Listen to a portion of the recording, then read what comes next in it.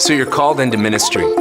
In the flurry of excitement, it's easy to get caught up in the details. Where will you even attend seminary? What area of ministry should be your focus? Will you get a job after seminary? These are just a few of the tough questions you're seeking to answer. Yet another common concern is, how will I pay for seminary? In Western culture, debt is seen as a necessary part of life.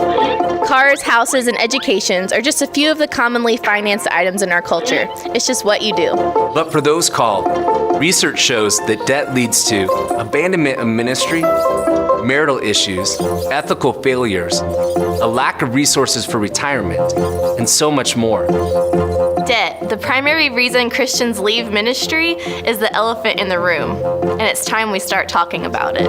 According to the Anderson University School of Theology student data, there are 3 kinds of students who are most vulnerable and prone to making financial decisions that personally threaten them and their ability to minister.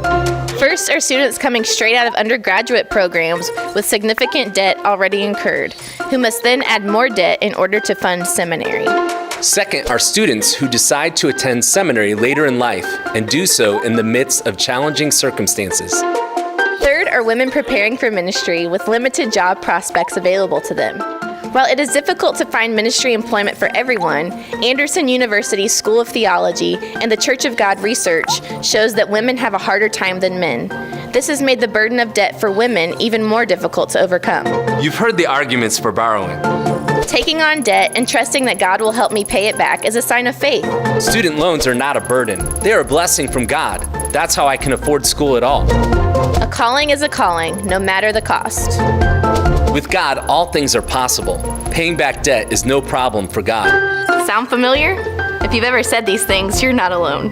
In a survey conducted by the Anderson University School of Theology, respondents overwhelmingly believe that a call from God to ministry requires a positive response, even if there is a financial risk. More than 92% agreed. The same proportions were found among persons who are currently in full-time ministry. There is no difference in this belief statement between persons of different demographic profiles. Ironically, a majority of respondents believe that God does not desire us to have debt, while at the same time, they are taking on debt to either begin or remain in ministry. So how do we make faithfully informed decisions and become stewards of what God has provided for us while still answering the call? The School of Theology resource, Spiritual Matters, Faith and Finances for Ministry, is a tool to help students navigate a call to ministry and how to manage the issues of debt. With the help of many experts in spiritual formation and pastoral care, this book was created to introduce students to stewardship and what the Bible says about money.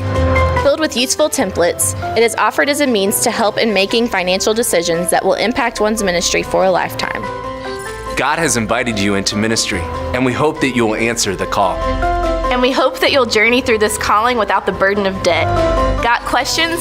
Contact us or check out our website for more resources.